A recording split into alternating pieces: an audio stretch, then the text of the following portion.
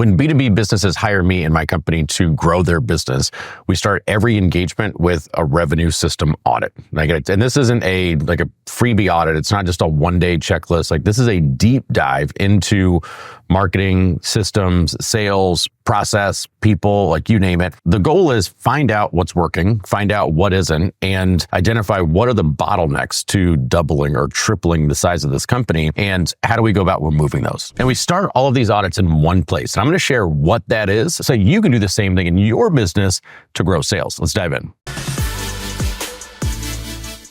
Hey, what's up? I'm Ray Green, former executive turned nomad entrepreneur. I've turned around 8 sales teams in my career. I was managing director of the U.S. Chamber of Commerce for about a decade. I oversaw national small business sales, and that meant direct mail sales, field sales, phone sales, digital sales, you name it. I've led sales turnarounds for investor groups, and for the past 5 years, I've coached and consulted hundreds of B2B businesses on how to grow their business. Specifically, how do I drive more sales and drive more revenue? I start all of these engagements with an audit, and it's a deep dive. It's usually 4 to 8 weeks. And what we do is dive really deep into the marketing systems, sales processes, everything that's driving revenue. And we build a plan with a roadmap that says this is how we are going to hit the goals. These are the bottlenecks. These are the things that you need to remove. These are the things that you need to fix, whatever the goal is for that particular company. So I'm opening the curtain here. I'm sharing how we actually do this. And I really recommend you go do it yourself and see what you can unpack. First thing, go get 20 of the last good deals that you've closed. So we're talking good clients, profitable clients, they work well with you, you're getting results, they stay with you for a period of time. So basically, go get 20 deals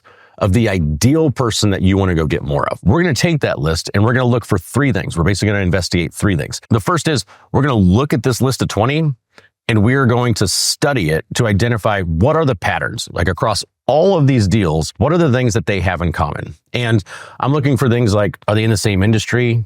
Are they around the same size of company? Are they in the same geography?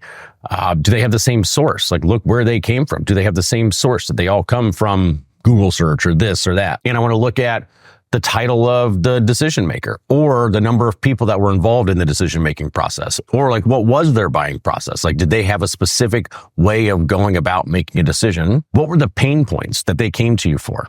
Right? What were the problems that they were actually trying to solve?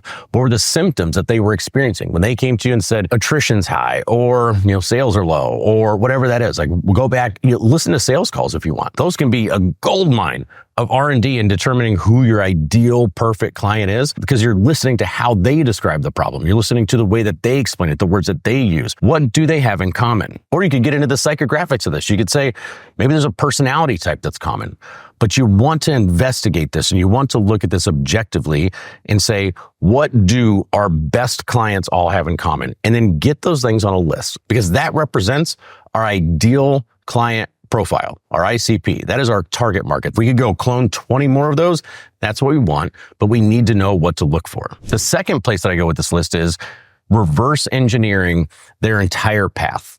Where did they touch us first? Right? Where did they learn about us? What content did they engage with? What content did they reference? Maybe on the sales call. Hey, I saw a post of yours about XYZ. What lead magnets did they consume in the buying process? You'll look at the actual journey of a lot of people and you say, wow, there were 20, 30, 40 touch points that this person or this team engaged with our company. And I want to know that as much as possible, because that is the path that your best clients are taking to give you money. That is the journey that you want to re-engineer. And if you've got some software like Go High Level or HubSpot, that'll be a lot easier. If you don't, you still pick this thing apart. You still look for their engagements. You still look for the steps that they can take and unwind that as much as humanly possible. So now what you've got are the criteria for your perfect client.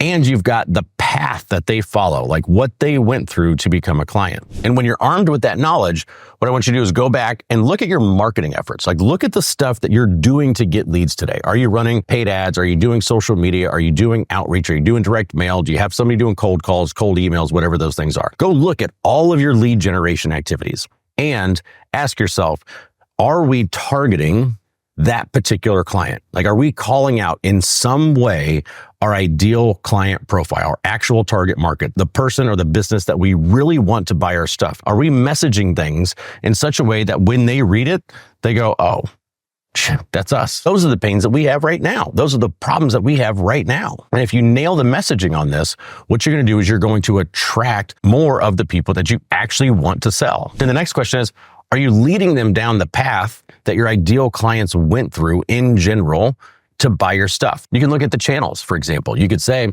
hey, our top 20 actually all came from organic Google search. Interesting.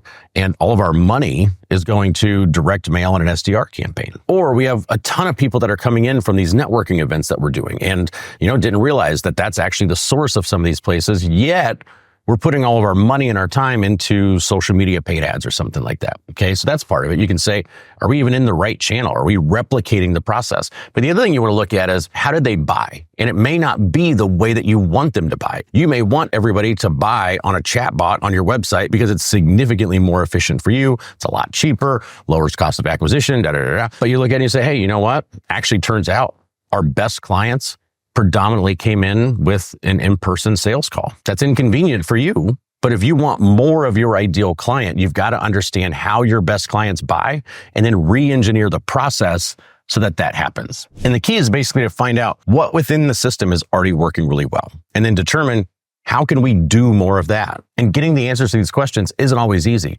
But if you invest the time to actually do this and reverse engineer who your best clients are, how they're actually buying your stuff, then you at least know, okay, this is the problem we've got to solve. We're not targeting them and we're not using the process that they use. Okay, so how can we move from A to B? I really hope this has been helpful. If it has, go ahead and subscribe to the channel for more business and sales tips. Adios.